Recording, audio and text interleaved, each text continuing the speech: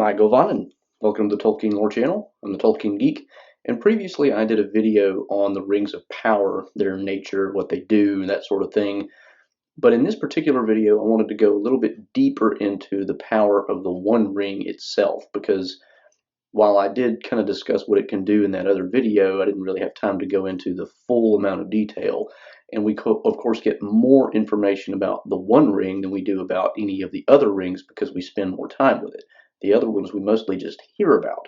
So I want to start with talking about the kinds of things that the ring does in terms of manipulating the mind of the person who carries it, the kinds of things it can do to that person, and just talk about generally examples of what happens to Frodo mainly and what other people say would happen to them as well, and explore what that means for, what the power of the ring is. So let's get started. So as I mentioned, we see the ring manipulating the mind of its bearer, or at least potentially manipulating the mind of its bearer in multiple places. And this is not just in terms of, trying to take the ring, but also just in terms of using it for the purposes of revealing its location basically to the Nazgul or other servants of the enemy. So we see these two aspects in different examples. When Frodo is talking to Gandalf in the Shire before he finally sets out on his journey, Gandalf, of course, tells him, if I were to take the ring, the way it would, corrupt me would be through pity. I would want to use it to help other people, but because, of that, I would end up becoming corrupted by the ring. And so, Gandalf is even saying here, if I was just to hold it, just to keep it safe, I would not really be safe from the ring because the temptation for me to use it would be too great, and it would use that, against me. He doesn't just say that the temptation would be too great. He basically ascribes almost agency to the ring in, using that type of temptation to play on his mind. And of course, we see this in various instances.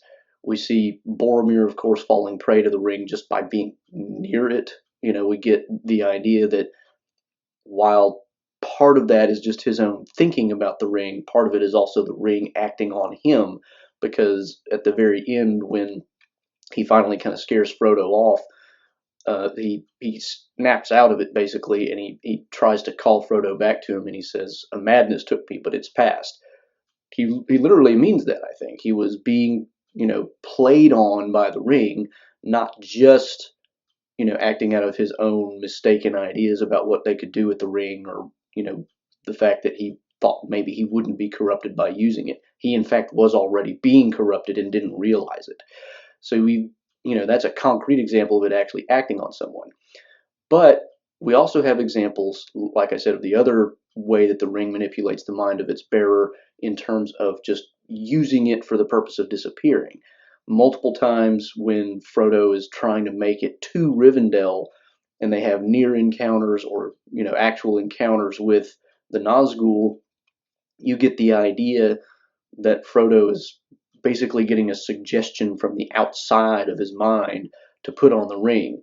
And there's at least one of these instances where it basically says, he had this feeling that if he just put on the ring, everything would be okay and he would be fine.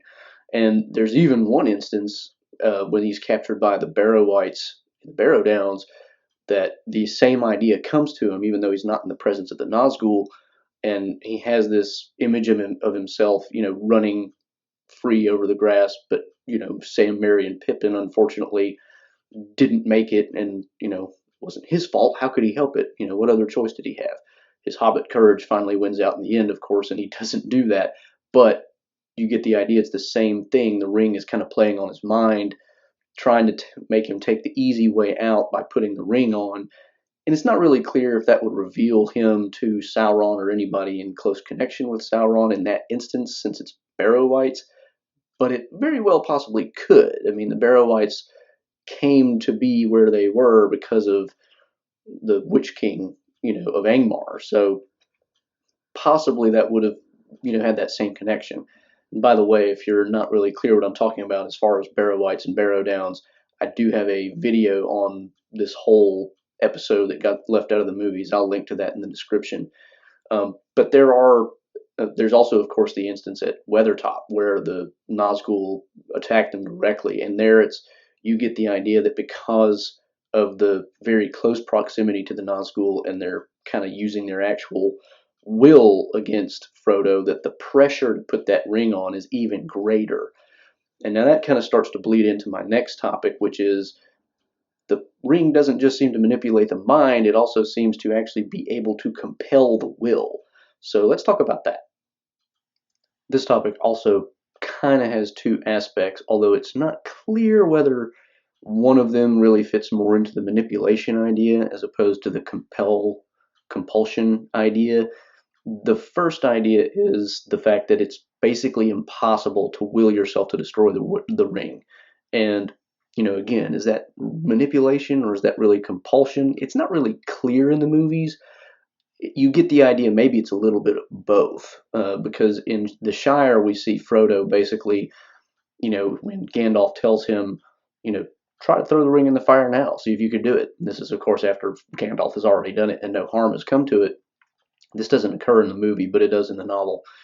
And Frodo pulls it out, he looks at it, and we get this little short, kind of semi-dialogue with himself where he's admiring its beauty and how, it wouldn't be a good idea to ruin such a thing. And the next thing he knows, it's back in his pocket, and he doesn't even realize how it got there. And Gandalf just kind of laughs grimly at him and says, "See, you can't even do it." And Gandalf also says, if you had the strength to strike it with a sledgehammer, you would make no dent in it. And this is a little bit later in the conversation when he's talking about the fact that it's basically invulnerable to damage. But when he says that, I don't think he's talking about physical strength. I think he's talking about the strength of will to actually, hit the ring. So there you see kind of that idea that it takes a lot of strength of will to do it. And that's why I think it bleeds a little bit into the idea of compulsion of will that the ring can use against its bearer, because it's somewhat manipulation, but it's also somewhat compulsion. And we really see this at Mount Doom, because Frodo, he gets there, and here, of course, at Mount Doom, it's at the center of Sauron's realm in Mordor. The ring is at basically the height of its power, and it's basically takes over Frodo's mind. At that point, Frodo, and Tolkien actually says this in a letter, Frodo could not possibly have thrown the ring in at that point. Now, is that because he's just not smart enough to outthink the ring, or is it because the ring literally has enough force of its own to prevent Frodo from doing it in a spiritual sense, can compel Frodo not to do any harm to it? You would think it would be at least a little bit of the latter, because, as much as you want to say that the ring can manipulate the mind of its owner, we do see instances where Frodo basically says no. And that's where we get into the more pure examples of compulsion. And some of these we get early glimpses of, again, when Frodo is running from the Nazgul in the early chapters of the Fellowship of the Ring. We see instances where the narrator tells us that he feels this really strong urge, and even though he knows he shouldn't, he has a hard time resisting, and he gets this feeling that it's a pressure, to do something.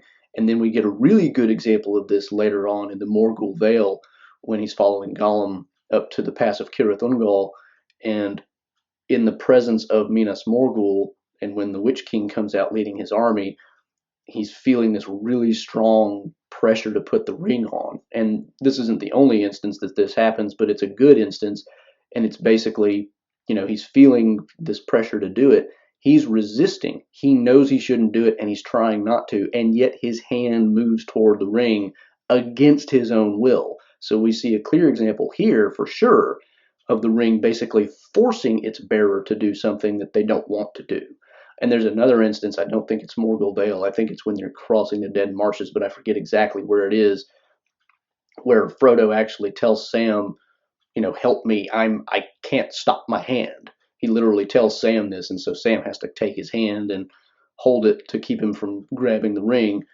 So we do see instances where the ring clearly does exert actual compulsion of will on its bearer, and that's why I think that the Mount Doom example really is at least partially that, and not just manipulation and corruption, because at that point, the ring is even more powerful than it was in the Morgul Vale or any of these other places. And of course, at that point, the ring is also making absolutely certain that it doesn't get destroyed. So we see these examples where Frodo is certainly being compelled against his own will, even though in his mind, he knows what's going on and he knows what he ought to do. And it's, kind of a weird situation. You wonder how that could work, but it's a fantasy novel. Tolkien can make up whatever rules he wants.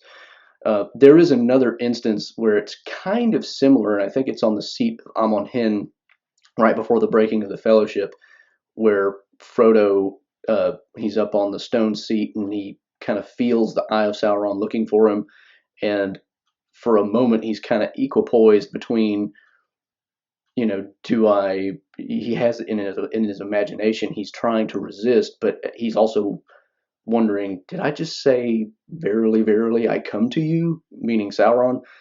And then for like a split second, he's free to make his own choice with neither side of his brain basically telling him what to do. And in that instant, he pulls off the ring and he's safe.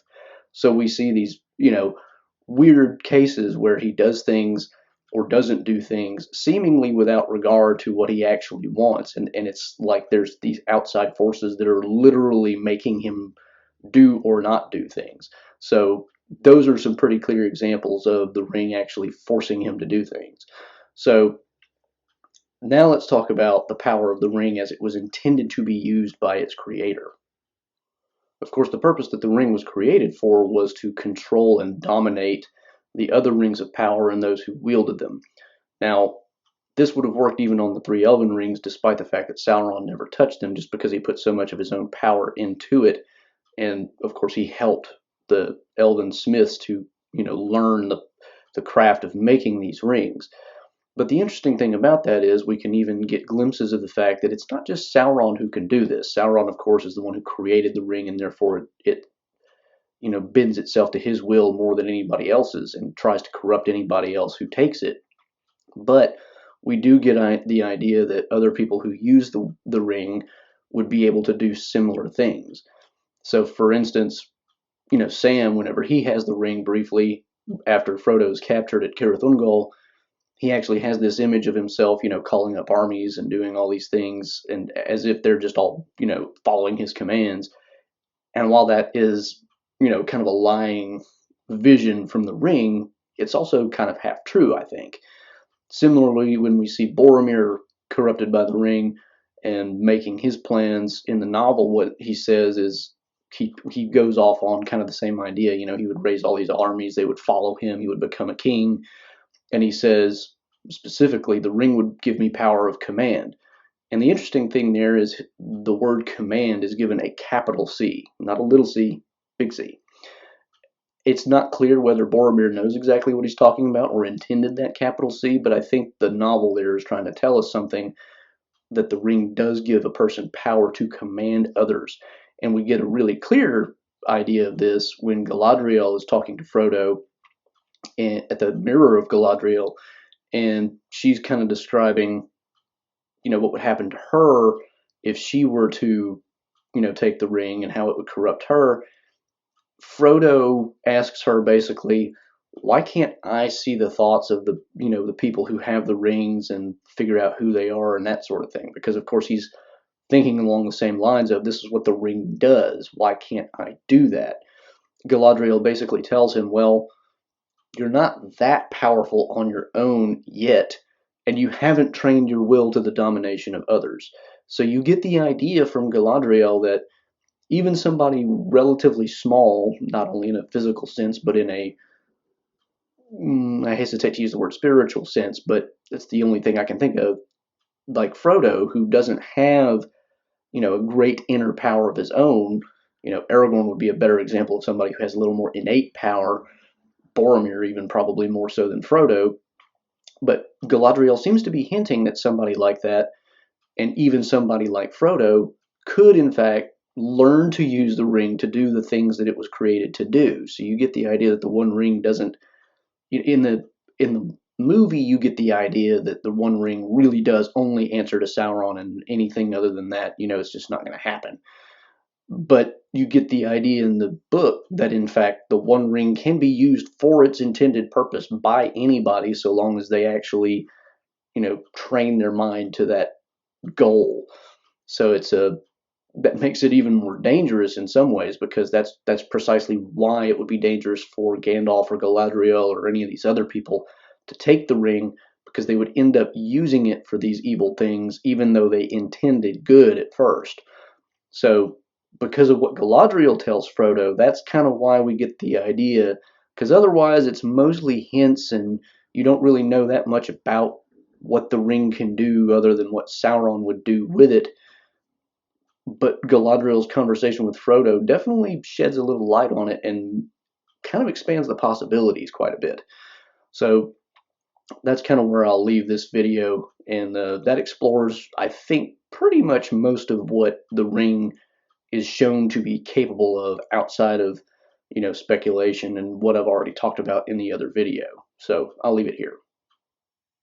So that is my exploration of the true power of the One Ring in Lord of the Rings. If you think I missed anything, please do mention it in the comments. I think I covered pretty much everything between this video and my previous video on the Rings of Power, which I'll link to in the description. But there may be something I'm forgetting, so do feel free to mention it in the comments if there is. If you enjoy this sort of video or want to learn more about Tolkien generally or anything else related to Middle-earth, please do subscribe, follow the channel. Please give this video a like if you think it was worthwhile. If you have any suggestions for future topics, please do leave comments. I've already got a few suggestions that I need to work on from other viewers. I am putting some time into that. I just haven't gotten around to doing the research. And you can also follow me on Twitter at JRRTLore. Until next time, I'm the Tolkien Geek signing out for the Tolkien Lore channel. Namaste.